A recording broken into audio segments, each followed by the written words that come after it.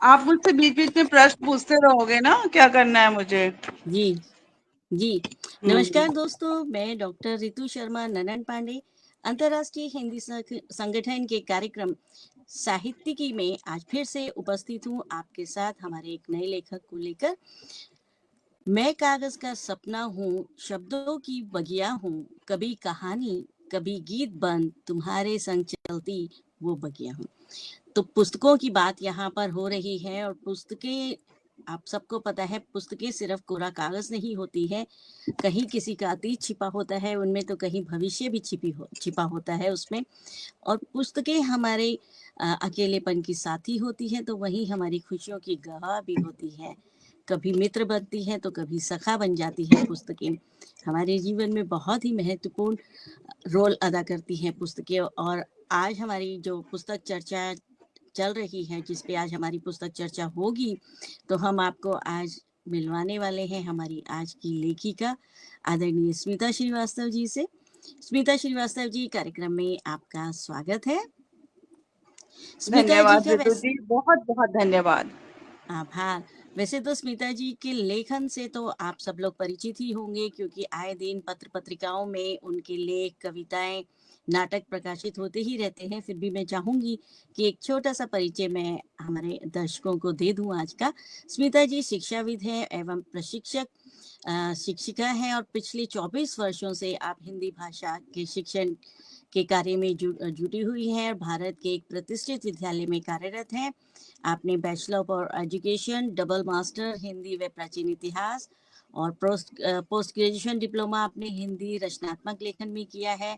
आपको पढ़ना, पढ़ाना, कथावाचन, प्राकृतिक लेखन, बाल साहित्य सृजन, ये सब बहुत आपको भाता है। आपको अभी हाल ही में 2024 में भाषा आचार्य का सम्मान मिला था।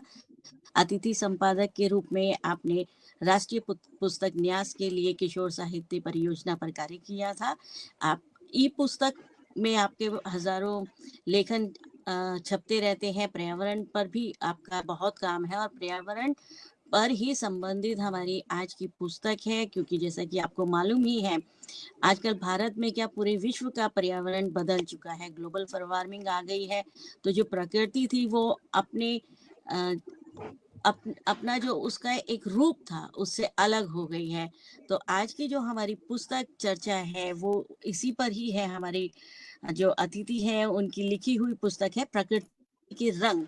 जी हाँ, देखिए आपके सामने ही है प्रकृति के रंग, और ये इसमें प्रकृति पर्यावरण के पर पंख। बाल कविताएं हैं। प्रकृति के पंख, हाँ गलती हुई, जी, जी। प्रकृति के पंख, माफी चाहती हूँ। तो आइए हुँ। हम शुरू करते हैं आज की चर्चा।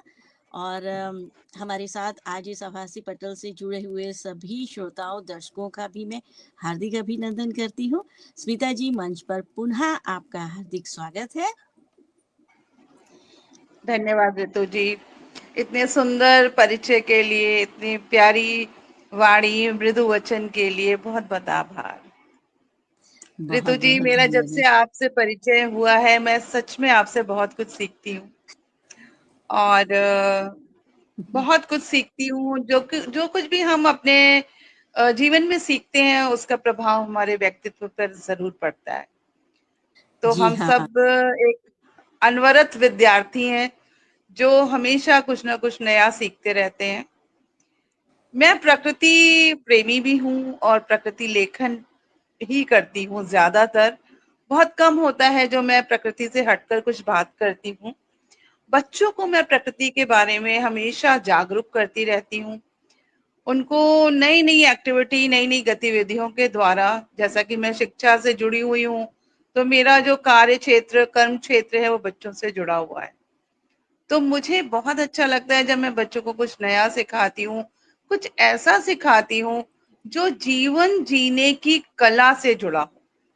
क्योंकि बच्चों को जीवन किताबी ज्ञान तो हम बहुत देते रहते हैं, बहुत किताबें पढ़ाते हैं, पर जीवन से जुड़ी बातें बताने के लिए भी हम साहित्य शिक्षकों को, साहित्यकारों का ही मुख्य भूमिका में आना पड़ता है साहित्यकारों को, क्योंकि हम कहानी के माध्यम से, कविता के माध्यम से, जीवन में घटित होने वाली घटनाओं के माध्यम से कुछ ना कुछ बच्चों को ऐसा सिखाते हैं, जो उनको आने वाले जीवन में बहुत मदद करता है। मैं बहुत सारे नुक्कड़ नाटक भी कराती हूँ, जो बच्चों को नए नए विषयों के प्रति जागरूक तो करता ही है, साथ में उन्हें आत्मविश्वास भी देता है। कहते हैं ना, पब्लिक स्पीकिंग के लिए बहुत कुछ आजकल करना पड़ता है, तो वो सब हम नुक्कड़ नाटक के थ्रू ही स्टेज पर बच्चों को ला ला कर करवाते रहते हैं। नुक्कड़ नाटक में मैं बहुत सारे ऐसे टॉपिक लेती हूँ जो आज के जीवन से जुड़े हुए हैं। जैसे अभी मैंने जो नया कराया है, बिल्कुल अभी वर्ल्ड स्नेक डे अभी अभी निकला है। मैंने 14 जुलाई को एक नुक्कड़ नाटक कराया था। मैं ये नुक्कड़ नाटक वीडियो भी बनाती हूँ, तो मैं आपके इस पे अपलोड करवा दूंगी।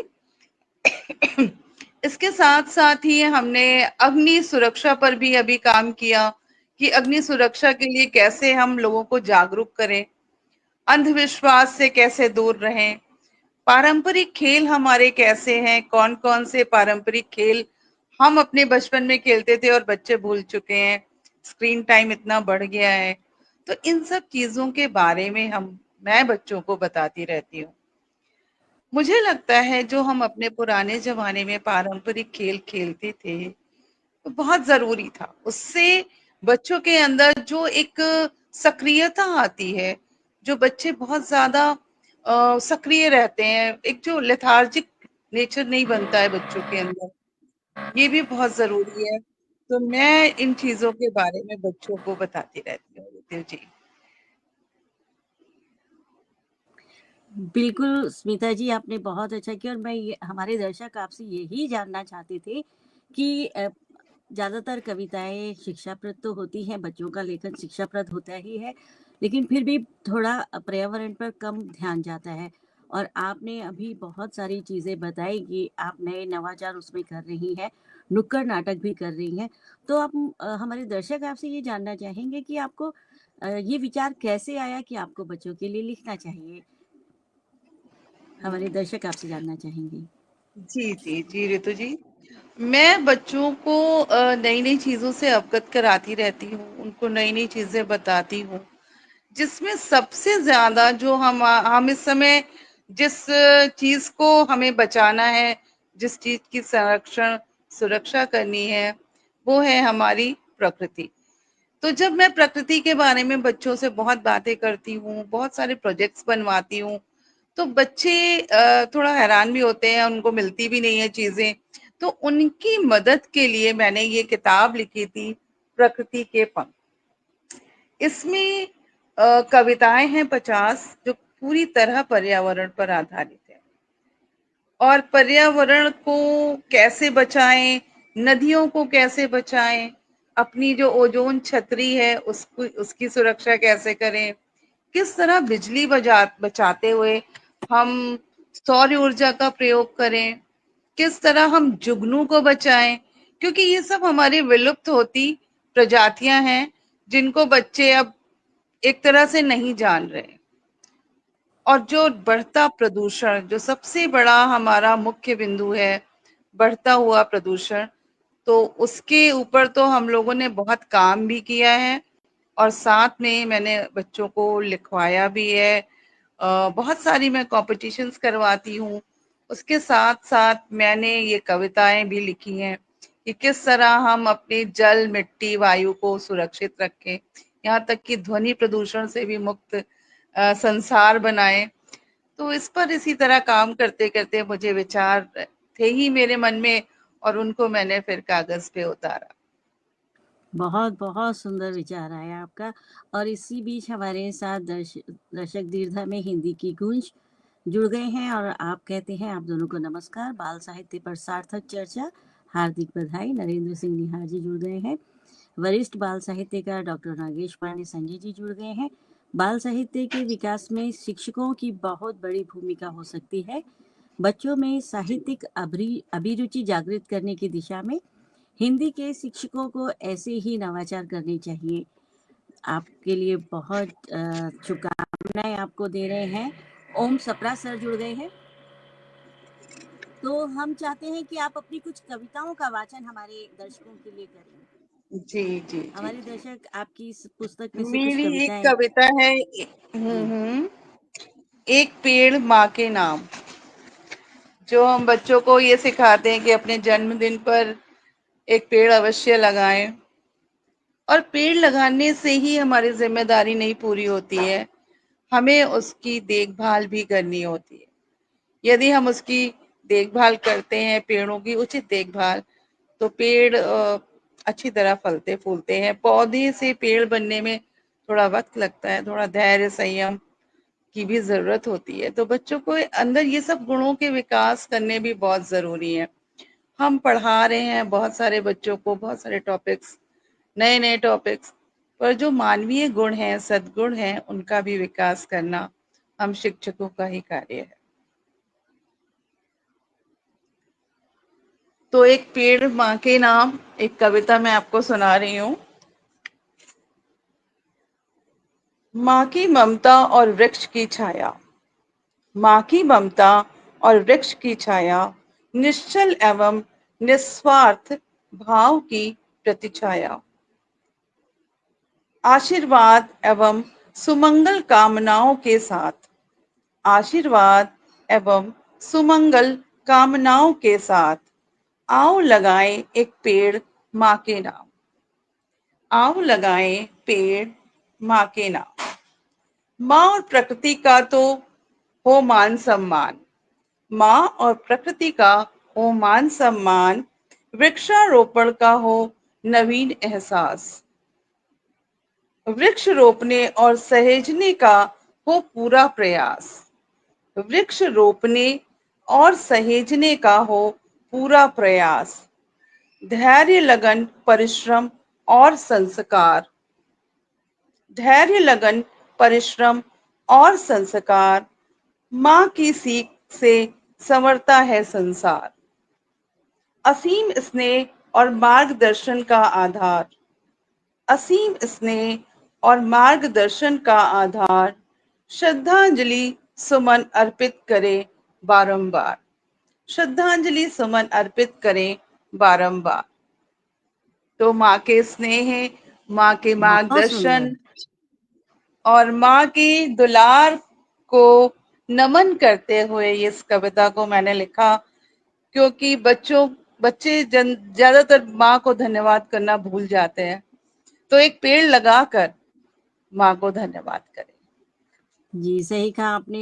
ये जो पृथ्वी है, ये जो प्रकृति है, ये भी हमारी माँ की तरह ही है और बच्चों के जी, सबसे पास उनकी माँ ही होती है।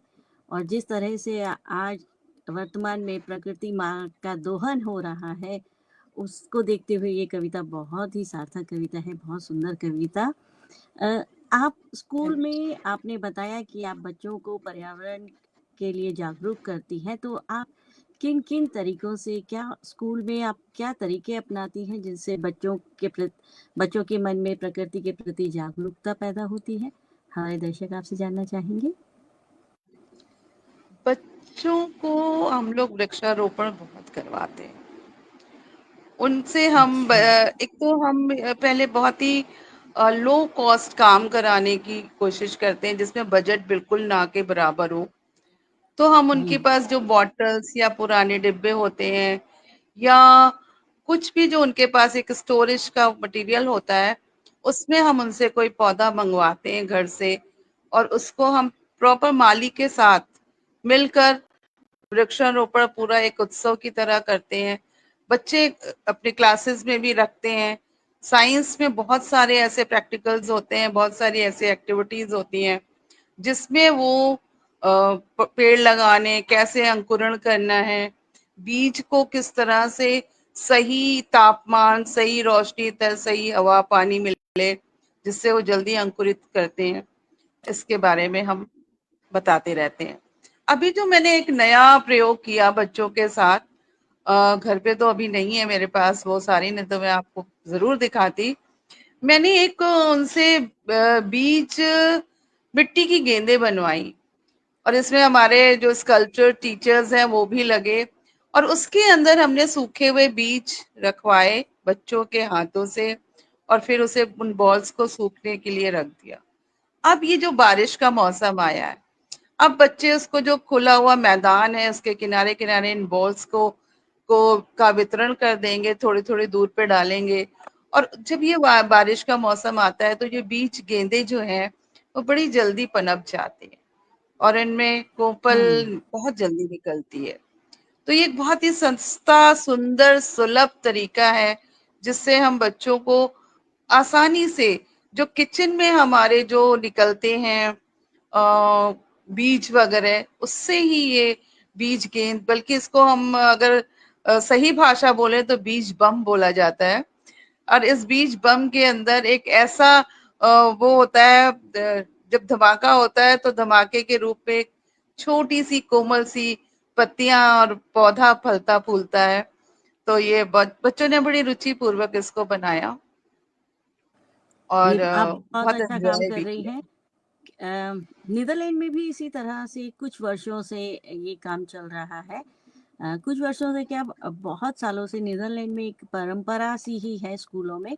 हम लोग मूस टाउन बोलते हैं उसको, आंगनबाड़ी कह लो या कुछ, कि जो प्राइमरी स्कूल के जो बच्चे होते हैं वो अपने स्कूल के प्रेमिसेस में ही सब्जियों के पौधे लगाते हैं। और गर्मियों के टाइम में जैसे जनवरी शुरू होती है, जनवरी फरवरी, तो यहाँ के जो सुपर मार्केट्स हैं वो लोग छोटे छोटे गिफ्ट रखते हैं और गिफ्ट में उसमें बीज होता है, छोटा सा आपको बीज का पैकेट ओह, मिलेगा कि आप अगर बहुत 10 रुपए बढ़िया। का सामान सुपर मार्केट से लेते हैं तो आपको बीज मिलेंगे और वो जो छोटा पौधा जो प्लांट है, पॉट है, वो भी मिलेगा। और उसके ऊपर जैसे नाश्ता हुआ टमाटर है, खीरा है, इस टाइप से है। अरे और वाह। वो बच्चों को प्रेरित किया जाता है यहाँ पर कि आप ये यहाँ मूस टाउन में लगाइए स्कूल में, और बच्चों के ही हाथ में उसका रख रखाव होता है ताकि बच्चे पर्यावरण के लिए थोड़े जागरूक रहें, जैसा आपने बताया आपका भी प्रयास है। तो मुझे लगा आज कि पर्यावरण के लिए सभी दिशाओं में, सभी देशों में कार्य चल रहा है। अ, इसमें जो आपने इसका शीर्षक रखा है इस पुस्तक का, प्रकृति के पंख, इस ये इस शीर्षक के पीछे की कहानी हमें बताइए। प्रकृति के पंख, प्रकृति के वाकई में पंख हैं। और जब ये प्रकृति उड़ने लगेगी हमारे द्वारा तो सच में प्रकृति जब फलती फूलती है तो प्रकृति का सौंदर्य ही अलग होता है। और हम्म, प्रकृति को जब तक हम नहीं संभालेंगे, नहीं संवारेंगे, तब तक इसके पंख हमें नजर ही नहीं आएंगे। तो बच्चों के जी लिए चूंकि ये कविताओं का संग्रह था तो मैंने शीर्षक भी बच्चों के ही रुचि के हिसाब से ही रखा कि बच्चे इसको शीर्षक से ही आकर्षित हों और पढ़ने के लिए प्रेरित हों, क्योंकि जो बच्चे हैं उनका किताबों से जुड़ना भी बहुत जरूरी है। और यदि हम किताबों से बच्चों को नहीं जोड़ेंगे तो बच्चों के व्यक्तित्व का विकास उतनी तेजी से नहीं होगा जो गैजेट्स और दुनिया भर के जो ऑनलाइन प्लेटफॉर्म्स हैं उससे बच्चे उतना अच्छा नहीं कर पाते हैं जितना वो पुस्तकों से जुड़ने के बाद कर पाएंगे। जी, बिल्कुल, बहुत अच्छा सही कहा आपने। पुस्तकें हमारे लिए ही नहीं, बच्चों के लिए भी बहुत ज़रूरी है। और पहले के समय में, शायद आप और मेरे समय की बात है कि हम लोगों के घरों में पुस्तकें आती थी, चंदा मामा, पराग, जी, नंदन, लोटपोट, बिल्लू, इतनी, और मतलब छोटी चंदा छोटी मामा। लाइब्रेरियां होती थी हाँ, आसपास में और हम लोग कितने कम पैसों में 2 दिन के लिए ले आते थे लोटपोट, चंदा मामा। और कितना क्रेज होता था हम भाई बहनों में, कौन पहले पढ़ेगा। जी, जी, बिल्कुल, बिल्कुल, यही। तो आपकी इस तो पुस्तक की ये जो जी, जी, आप कुछ कह रही हैं? तो ये जो सुख था हम लोगों का किताब पढ़ने का, किताबों से जो जुड़ाव था, वो आज के बच्चों में कम देखने को मिलता है। यही मैं आपसे पूछना चाहती थी कि डिजिटल क्रांति के आज के इस दौर में क्या बच्चे पुस्तकें पढ़ना पसंद करेंगे? बच्चों को पुस्तकें पढ़ाने के लिए हम लोग प्रयासरत हैं। प्रॉपर उनका एक लाइब्रेरी पीरियड होता है जिसमें कहानियां सुनाई जाती हैं, स्टोरी टेलिंग होती है, जिसमें चित्रों के माध्यम से, इसमें कोई डिजिटल चीजें नहीं यूज होती हैं। हमारे पास चित्र होते हैं, प्लाई कार्ड्स होते हैं, हम बच्चों को कहानियाँ सुनाते हैं। बच्चे बड़े ध्यान से सुनते भी हैं। ऐसा नहीं है कि बच्चे नहीं सुनना चाहते, उन्हें अगर रोचक कहानियाँ सुनाई जाती है, तो वे सुनते भी हैं।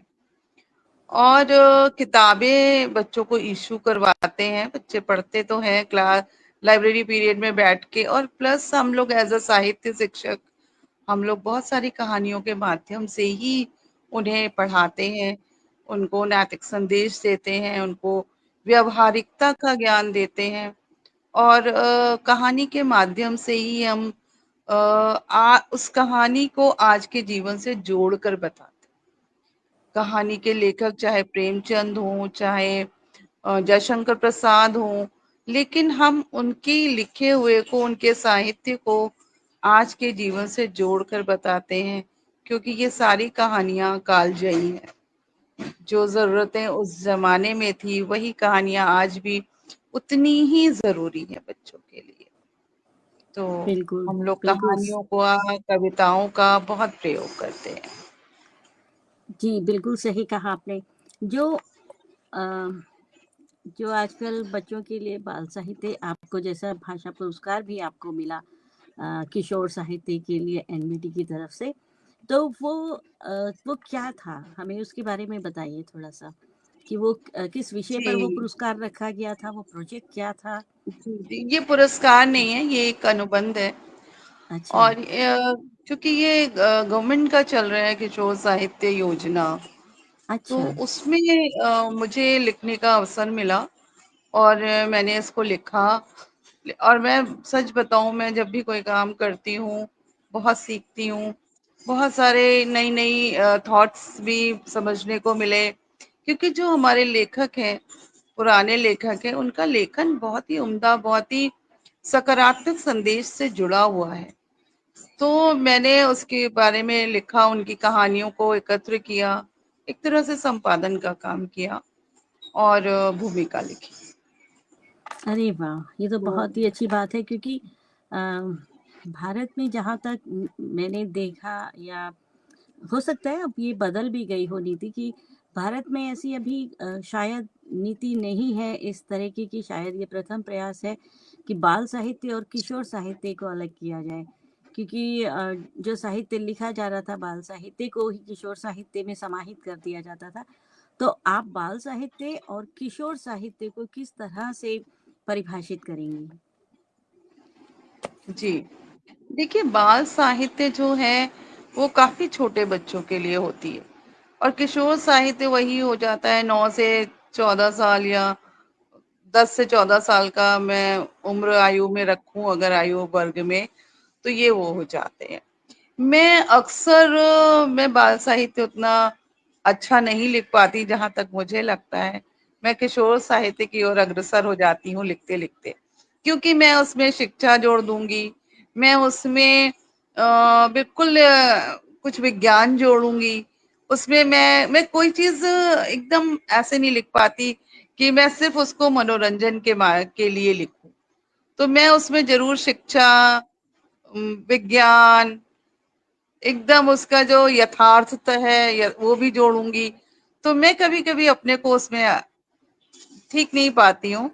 पर चूंकि मेरे जो बच्चे हैं, मैं पढ़ाती भी उसी आयु वर्ग के बच्चों को हूँ, तो बच्चे मेरा कहा समझते हैं, बहुत जल्दी ग्रैस्प कर लेते हैं। मेरे लिए यही बड़ी बात है।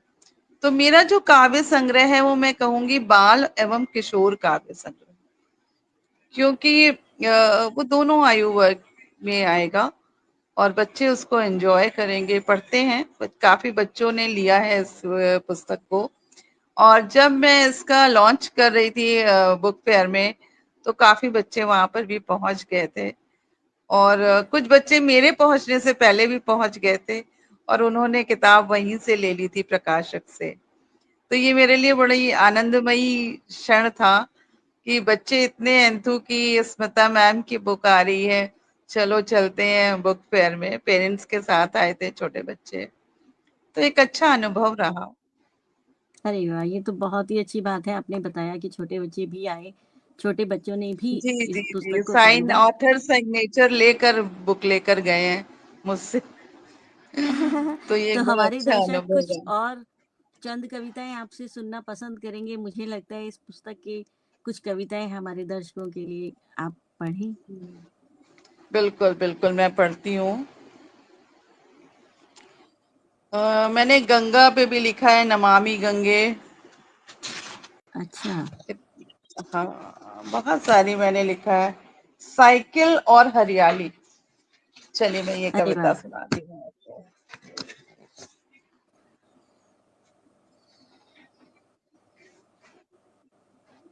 पर्यावरण की है खास सहेली, पर्यावरण की है खास सहेली, खेत खलिहान बीच एक पहेली।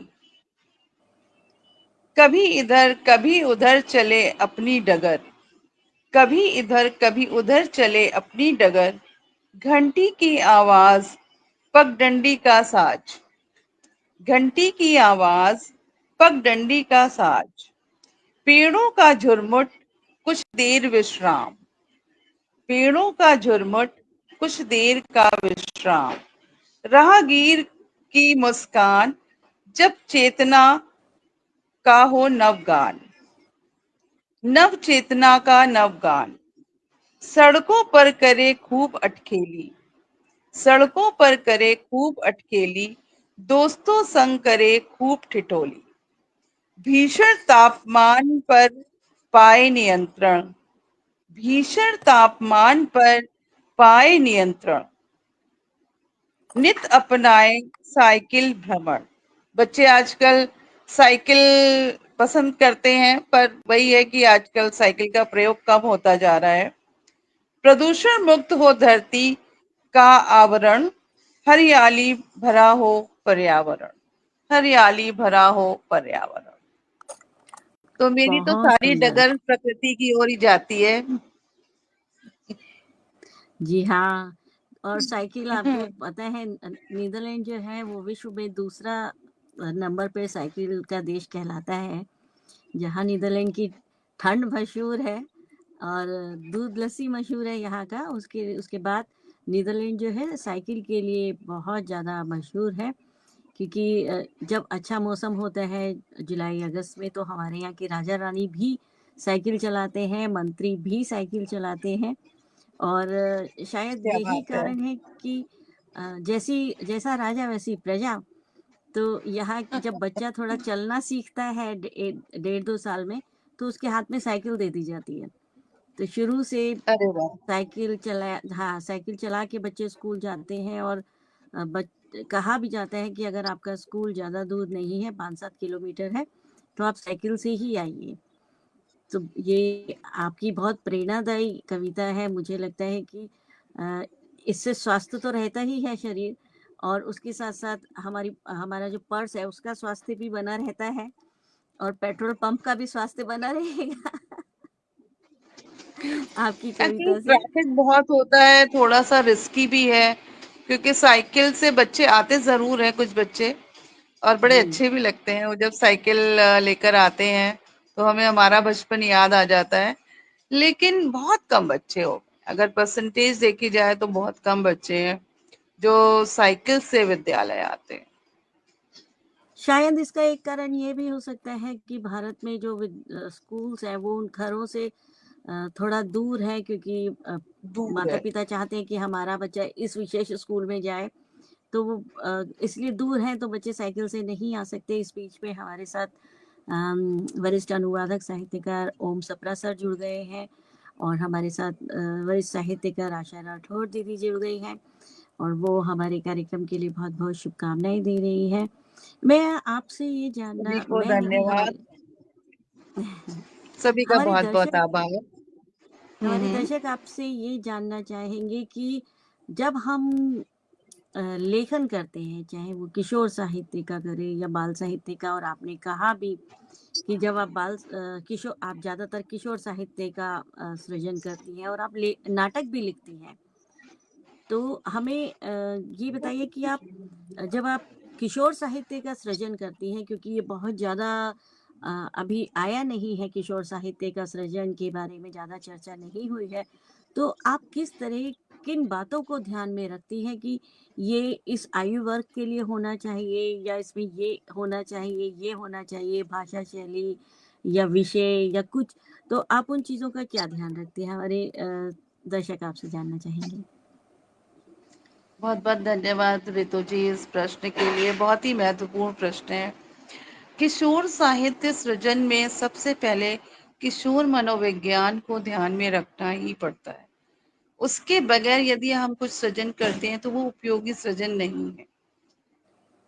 किशोर आयु वर्ग में जब तक हम उनकी उनकी तार्किक कौशल, उनकी जिज्ञासा का समाधान नहीं करेंगे, बच्चे कहानी पढ़ने में या उपन्यास, किशोर उपन्यास पढ़ने में रुचि नहीं लेते। इसके साथ साथ एक साहित्यकार के रूप में जिम्मेदारी भी होती है कि उनके अंदर धैर्य, संयम, दृढ़ विश्वास, लगन आदि गुणों का विकास भी करें। एक साहित्यकार के ऊपर से भाषा की ही नहीं, भावी नागरिकों के अच्छी नस्ल तैयार करने की भी जिम्मेदारी होती है। तो उसको आधार में रखकर, उसको केंद्र में रखकर ही किसी तरह के भी साहित्य का सृजन होना चाहिए। किशोर साहित्य के जो रचनाकार हैं उनको विशेष रूप से इस बात का ध्यान देना चाहिए, और मैं तो देती ही हूँ, कि कुछ ऐसे जिज्ञासु या विज्ञान आधारित कुछ ऐसी कहानियों का निर्माण करूं जो बच्चे, किशोर आयु वर्ग के बच्चे ध्यान पूर्वक पढ़ें और कुछ सीखें जरूर। क्योंकि अगर हम किसी नैतिक संदेश के बगैर कहानी लिखते हैं तो उसका कोई समाज के लिए कोई उपयोग नहीं होता है। तो किशोर आयु वर्ग के लिए मैं विशेष रूप से इन चीजों का ध्यान रखती हूँ। बहुत बहुत भाषा सार्थक। सहज सरल हो, बच्चों के समझ में आने वाली हो, प्रवाहमयी हो। क्योंकि यदि हम चाहते हैं कि हमारे इर्द गिर्द धारा प्रवाह पाठक हो तो हमें उसी स्तर का साहित्य भी देना होगा, तभी बच्चे ध्यान बिल्कुल। से पढ़ेंगे, पुस्तक की ओर फिर से दौड़ेंगे कि हाँ, आज हमें पुस्तक कहानी ये पढ़नी है, जैसे हम अपने बचपन में करते थे। बिल्कुल सही कहा आपने और बहुत ही सार्थक महत्वपूर्ण बिंदुओं पर आपने कहा कि भाषा शैली के साथ-साथ उसमें धारा प्रवाहिता होनी चाहिए, उनकी मानसिकता को ध्यान में रखना चाहिए, मनोवैज्ञानिक जी। तत्वों को आधार बनाकर लिखना चाहिए। ये कुछ महत्वपूर्ण तथ्य हैं और जो सबसे आपने। बड़ी बात जो मैं महसूस करती हूँ, सॉरी मैंने आपको रोका, कि बच्चों के जो घटनाएं और पात्र हों वो उनके जीवन से जुड़ी हुई हो, जिससे वो एकदम से अलग महसूस ना करें। वो उन्हें अपनी समस्याओं का समाधान भी कहानियों के माध्यम से मिलना चाहिए।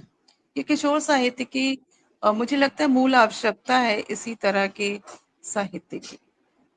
जी, बिल्कुल सही कहा और इस बीच हमारे साथ वरिष्ठ साहित्यकार और कवयित्री उमंग सरीन जी भी जुड़ गए हैं, जो आपको ढेर सारी शुभकामनाएँ दे रही हैं। और आशा राठौर दीदी वरिष्ठ साहित्यकार हैं और कह रही हैं कि बहुत-बहुत शुभकामनाएँ, बाल साहित्य पर महत्वपूर्ण कार्य हो रहा है। तो मैं कहना चाहूँगी ये सब आप ही के आशीर्वाद और स्नेह है जो मैं जी इस जी कार्य में लगी हूँ या इस कार्य को कर पा रही हूँ। तो बहुत-बहुत आभार आपका। और जैसा कि हम लोग बात कर रहे थे कि किस तरीके का किशोर साहित्य होना चाहिए, आपने बताया भी। अ, आपने नाटक भी लिखे हैं और ये जी। आपकी जो पुस्तक प्रकाशित हुई है, ये बाल कविताओं की पुस्तक है। तो जब आप नाटक लिखती हैं, किन विषयों पर आपने नाटक लिखे हैं और जब आप नाटक लिखती हैं तो आप उसमें किन-किन चीज़ों का ध्यान रखती हैं? नाटक लिखते समय मैंने बहुत देशभक्ति पे नाटक कराए हैं, पर्यावरण पे कराए हैं, पौराणिक कथाओं पे कराए हैं। हमारे विद्यालय में एक बहुत बड़ा नाट्य उत्सव होता है, हिंदी जी। नाट्य उत्सव। तो वहां पर हम लोग बहुत कई विद्यालयों को आमंत्रित करते हैं उस नाट्य उत्सव में, और वहां जी। पे हम बच्चों से अपना खुद का लिखा हुआ स्वलिखित स्वरचित नाटक बच्चों के थ्रू करवाते हैं। इसके लिए हम बड़ी तैयारियां करते हैं और कॉस्ट्यूम, लाइट्स सब का हम अरेंजमेंट करते हैं। और कोई एक ऐसा नाटक जो आपके दिल को बहुत भाया हो, या कोई घटना, या कोई ऐसा कुछ हुआ हो जिसमें हमने आपने सोचा कि मैं इस पे नाटक लिखूं और इसको जरूर मंचित होना चाहिए? हमने जो अभी नाटक कराया था, क्योंकि हमारे जो स्कूल विद्यालय का जो हमारा सिलेबस है उसके ही उससे अटैच की काम हम कराते रहते हैं गतिविधि। तो अभी हमने कराया था जो संवाद कराया था, बल्कि कराया था हवा और पेड़ का संवाद, जो अभी मैंने बिल्कुल अभी के अभी कराया है। नाटक मैंने बहुत कराए हैं जिसमें देशभक्ति है, पर्यावरण है, और हमारी पारंपरिक पौराणिक कथाएं हैं। तो जो ये हवा नाटक और जी, पेड़ का संवाद था, ये हमारे सब प्रोजेक्ट्स वर्क हैं जो हमें कराने होते हैं, और वीडियोस लेते हैं, उसको अपलोड कराते हैं।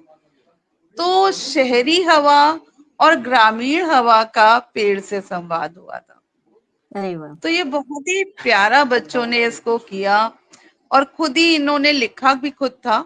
उसको मैंने थोड़ा बहुत पॉलिश किया, लेकिन बच्चे उसके लिए बहुत एंथू रहते हैं। भाषा उतनी अच्छी नहीं लिख पाते, लेकिन कोशिश तो करते हैं। तो जब तक हमारी भावी पीढ़ी भाषा से नहीं जुड़ेगी, तो हमारी हिंदी भाषा को आगे ले जाने वाले यही बच्चे हैं। तो इनको हम लोग इस तरह से सिखाते रहते हैं, संवाद लिखना, नाटक लिखना, कविताएं लिखना, ये सारा हम उनको अ, उनके जो भी समय समय पर जो भी प्रोजेक्ट आते हैं हम उसके अकॉर्डिंग कराते हैं।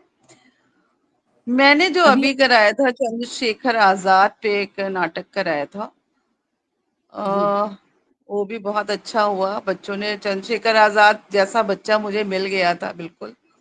तो बहुत ही रोचक अनुभव रहा मेरा। अनसंग हीरोज पे भी कराया है मैंने, कि जिन स्वतंत्रता सेनानियों को कोई नहीं जानता है, जिनके बारे में बहुत लिखा नहीं गया है, उनके ऊपर भी मैंने कराया है। तो बड़ा जोश आ जाता है जब भी हम ये सब नाटक कराते हैं ना। तो हम भी बच्चों के साथ एकदम पूरी तरह से उसी के अंदर स्लिप कर जाते हैं कि हाँ, हमें ये ऐसे करना है। तो बच्चे भी बड़े खुश होते हैं, और टीचर्स के पास भी एक अच्छा एक चेंज हो जाता है। बहुत बढ़िया। अभी आपने बताया चंद्रशेखर नाटक, क्या ये भी बच्चों द्वारा ही लिखा गया था, या आपने नहीं जी, आपका बच्चों लिखा द्वारा था? नहीं लिखा गया था, ये मैंने लिखा था, जिसमें दुर्गा भाभी भी थी, लाला लाजपत राय थे, गांधी जी भी थे। तो बहुत अच्छे से भगत सिंह भी थे, मतलब पूरा स्वतंत्रता सेनानियों की जो एक लंबी अ, कतार है, जिनको हम सब बहुत नमन करते हैं श्रद्धा पूर्वक, उन सब का चारित्रिक चित्रण करते हुए ये पूरा नाटक लिखा गया था। बहुत ही महत्वपूर्ण, मुझे सुनकर लग रहा है कि बहुत ही महत्वपूर्ण नाटक आपने लिखा, क्योंकि हम बच्चों के लिए जो लिख रहे हैं, वर्तमान में जो लिख रहे हैं या बच्चे पढ़ रहे हैं, वो तो वो पढ़ ही रहे हैं, लेकिन हमारे इतिहास और हमारी ऐतिहासिक पृष्ठभूमि से भी बच्चों को अवगत कराना, ये एक बहुत महत्वपूर्ण काम है। तो ये आपने एक बहुत, सच में बहुत महत्वपूर्ण काम किया कि बच्चों को खेल खेल में इतिहास पढ़ाया और बताया, खेल क्योंकि खेल में सीखने का इतिहास बहुत ही इतिहास एक ज्यादा ऐसा असर भी होता है। विषय होता है कि कभी कभी बच्चे कहते हैं बोरिंग है, लेकिन आपने उसी जी इतिहास को एक नए रूप में बच्चों के सामने प्रस्तुत किया, नाटक के रूप में, और मुझे पूरा 100% विश्वास है कि बच्चों ने इसमें बढ़ चढ़कर हिस्सा लिया होगा, कि हम जी एक जी जी, ऐतिहासिक बहुत। भूमिका निभा हम रहे हैं। प्रॉपर ऑडिशन लेते हैं, हमारे पास इतने बच्चे हो जाते हैं कि हमें ऑडिशन लेना पड़ता है, कि ऑडिशन के थ्रू जो बेस्ट आर्टिस्ट होते हैं उनको हम लेते हैं, और पुरस्कार भी देते हैं। तो बच्चों को बहुत अच्छा लगता है इस कार्यक्रम में। इस बीच में हमारे साथ डॉक्टर अजय शुक्ला जी जुड़ गए हैं, और आप लिखते हैं, अबोधता के अनुरिक्त प्रश्नों का समाधान करने हेतु अनेकानेक शुभकामनाएं। आपको भी बहुत बहुत आभार। तो आपके लिए भी बहुत सारी शुभकामनाएं हमारे पास आ रही है। आशा दीदी फिर आपको कह रही हैं, संवाद के लिए बहुत बहुत शुभकामनाएं। अब जो एक प्रश्न मेरे मन में घर कर रहा है, या हो सकता है दर्शकों के मन जी। में भी, कि आपने अपने लेखन की शुरुआत कैसे की? ये साहित्यिक सफर जो आपका शुरू हुआ, इसकी शुरुआत कहाँ से हुई? बचपन से ही लिखती थी और चित्र बनाकर लिखती थी। तो ये बचपन का ही शौक था मेरा और धीरे-धीरे समय के साथ ये मैंने छोड़ भी दिया था। और जब एक किस वो ये समय का एक वो रेला आता है तो आप अपनी कुछ चीज़ों को, प्रिय चीज़ों को छोड़ देते हैं। जब दोबारा समय मिला, जैसे ही मुझे समय मिला तो मैंने लेखनी उठा ली और लेखनी के साथ मुझे बहुत आनंद आता है। जिससे मुझे लगता है कि मैं अपनी जो भावनाएँ हैं अच्छी तरह एक्सप्रेस कर रही हूँ और कुछ सार्थक रूप में कर रही हूँ। तो वो मुझे एक संतोष देता है। और बच्चों के साथ मैंने बहुत ज़्यादा लिखा। हमारे विद्यालय की जो गतिविधियाँ थी उसमें बहुत लिखा मैंने। अभी भी लिखती हूँ, लिखती रहती हूँ और अब स्पीड बहुत है लिखने की, बस ये मैंने नोटिस किया जो पहले बहुत टाइम लगता था, वो नहीं लगता और मैं बड़ी कुशलता से लिख पाती हूँ। हाँ, वाह! लेखक को ये भी लगता रहता है हमेशा कि अभी ये और अच्छा हो सकता था और अच्छा हो सकता था, मुझे भी लगता है। करती हूँ ठीक, उसको भी ठीक करती रहती हूँ, सुधार कार्य मेरा चलता रहता है और बस यही सब करती रहती हूँ। बहुत बढ़िया, लेखक मैं को तो विज्ञापन निरंतर लेखन भी करती हूँ, नारा लेखन भी करवाती हूँ बच्चों से, मतलब हर तरह का ही देखा जाए तो साहित्य से जुड़े काफ़ी विधाओं पे काम मैं करती रहती हूँ और हो भी रहा है तो बहुत अच्छा बढ़िया। लगा। कोई ऐसी पुस्तक जो आपको अभी तक याद हो, या जिससे आपने कोई प्रेरणा ली हो, या आपको उसे बार-बार पढ़ने का मन करता हो, कोई ऐसी पुस्तक किसी साहित्यकार की? जी, अभी हम लोग ने अभी पढ़ी थी तोतो चैन वाली किताब जो एक बच्ची के ऊपर आधारित है। तो वो एक जापान की बच्ची थी हाँ, उसकी वो विधिवत स्कूल में समायोजित नहीं हो पा रही थी। जो एक होता है ना पारंपरिक स्कूल जहाँ पे आप आइए टाइम से वो वहाँ बैठिए और कॉपी किताब, वो किताब उस किताब ने मुझे बहुत प्रभावित किया कि जो हर बच्चा होता है वो स्कूल की सिनेरियो में फिट नहीं हो पाता पर उसके अंदर बहुत सारी ऐसी कलाएं छुपी होती हैं, ऐसी योग्यताएं होती हैं जो हम शिक्षकों को समझना चाहिए और उसके आधार पर काम करना चाहिए। तो मुझे ये पुस्तक बहुत प्रभावित किया इस पुस्तक ने, जो मेरे शिक्षक वर्ग के लिए भी ज़रूरी था समझना। और ये मैंने अभी नहीं पढ़ी, अभी तो मैंने ये दोबारा पढ़ी है। इसके पहले मैंने बहुत पहले इस पुस्तक को पढ़ा था। ये बहुत ही प्रभावशाली पुस्तक है। कोई ऐसी घटना हुई हो जिसने आपको प्रभावित किया हो, लिखने के लिए प्रेरित किया हो? लिखने के लिए प्रभावित मैं रवीन्द्रनाथ टैगोर जी को भी बहुत पढ़ती हूँ। उनकी कहानियाँ, उनका लेखन बहुत प्रभावशाली है। जब मैं पढ़ती हूँ तो मैं कई बार तो सोचती हूँ किस थॉट प्रोसेस में ऐसा लिखा होगा, किस तरह की सोच होगी। इतना सुंदर शब्दों का चयन, इतनी सुंदर वाक्य विन्यास, बहुत ही खूबसूरत लेखन है। अब्दुल कलाम जी का भी मैं पढ़ती हूँ, उनकी जीवनी पढ़ी, बहुत ही रोचक है। मैं कहती हूँ हर किसी को पढ़नी चाहिए, बहुत ही सुंदर लिखा हुआ। उन्होंने अपने जीवन की छोटी-छोटी घटनाओं को इतने प्यार से लिखा है कि ऐसे लगता है कि ये कोई सामने बैठा है और वो बता रहे हैं। इतना साफ सुंदर, मतलब शब्द चित्र आपकी आंखों के सामने से निकलते हैं जब भी आप पढ़िए कलाम साहब की आत्मकथा। तो बहुत अच्छा लगा उनको भी पढ़कर। बहुत सुंदर, बहुत सुंदर। अब हमारे दर्शक मेरे ख्याल से और कुछ चंद कविताएँ आपसे सुनना चाहते हैं, आपके इसी संग्रह में से। जी जी जी जी, आज मेरा ये चश्मा दूसरा है और और मुझे कम दिख रहा है इससे। ओह! कोई नहीं कोई नहीं। हरी धूप, जी। धूप जो कि बच्चे समझ नहीं पाते, तो उनको मैंने समझाया कि धूप क्या होती है और धूप की जरूरत क्या है ना। जो पेड़ हम लगाते हैं, धूप लगाते हैं, तो ये मिट्टी के क्षरण को रोकती है, क्षरण नहीं होने देती, मिट्टी को बहने नहीं देती, एक जी। कालीन की तरह बिछ जाती है पृथ्वी पर। तो मैंने ये अभी पुस्तक जैसे ही खोली, मुझे यही दिखाई पड़ रही है कविता। मैं अब आपको थोड़ा रोशनी में आके पढ़ा सुनाती हूँ।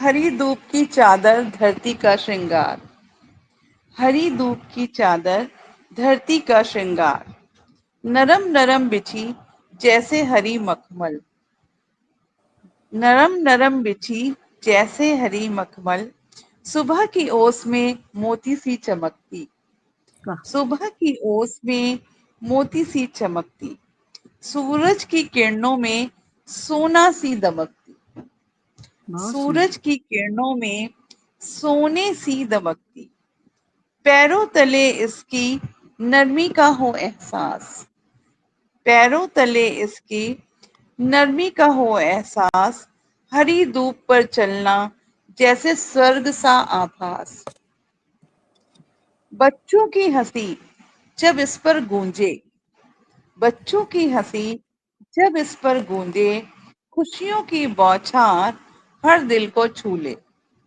खुशियों की वाह! बौछार हर दिल को छू ले, फूलों की महक संग संग लहराती, फूलों की महक संग संग लहराती, हरी धूप की चादर प्रकृति को बहकाती,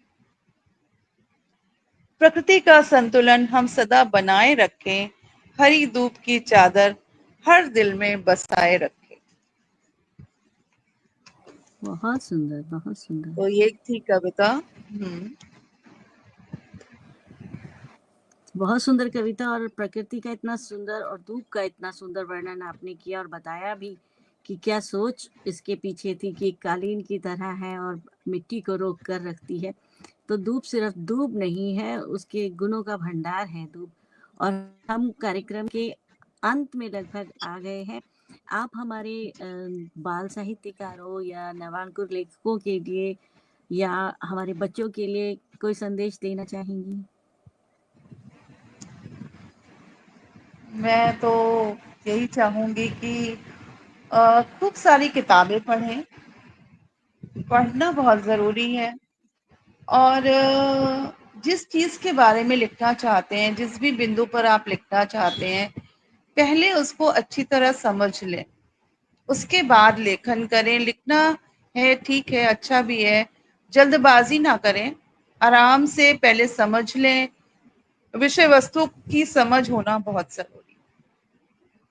भाषा पे तो नियंत्रण जरूरी है ही, शब्द भंडार चाहिए, शब्द संपदा भी होनी चाहिए, सब कुछ है, परंतु विषय की जानकारी होना बहुत जरूरी है। उसके लिए बहुत सारी पुस्तकें पढ़ें, बहुत सारी लेखकों की अलग अलग पुस्तकें पढ़ें, जिससे उनका जो ज्ञान विस्तार होगा, तभी उनके साहित्य में वो झलकेगा। ये बहुत जरूरी है, चाहे बच्चे हों या बड़े हों, नौजवान लोग भी काफी लिख रहे हैं और बढ़िया भी लिख रहे हैं। मैं ये नहीं कहूंगी कि प्रयास नहीं कर रहे हैं, अच्छा कर रहे हैं। अच्छा करने के लिए किताबें पढ़ना बहुत जरूरी है। बहुत बहुत धन्यवाद। स्मिता जी, आपने सही कहा, जब तक हम पढ़ेंगे नहीं गढ़ेंगे नहीं, ऐसा मेरा मानना है। इस बीच में हमारे साथ आदरणीय सुनील कुमार सिंह जी भी जुड़ गए हैं। आप भी बहुत अच्छे साहित्यकार हैं और आपके कार्यक्रम के लिए आपको अनेकों शुभकामनाएं दे रहे हैं और सराहना सराहना कर रहे हैं।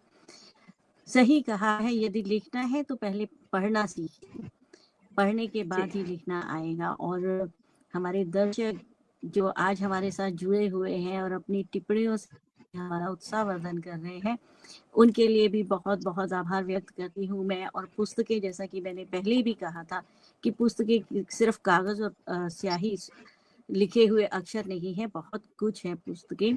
शब्दों का सागर, पन्नों की नाव, ज्ञान की गहराई, अनंत बहाव, मन के द्वार खोले, सपनों की उड़ान, हर एक पंक्ति में छुपा दुनिया जान।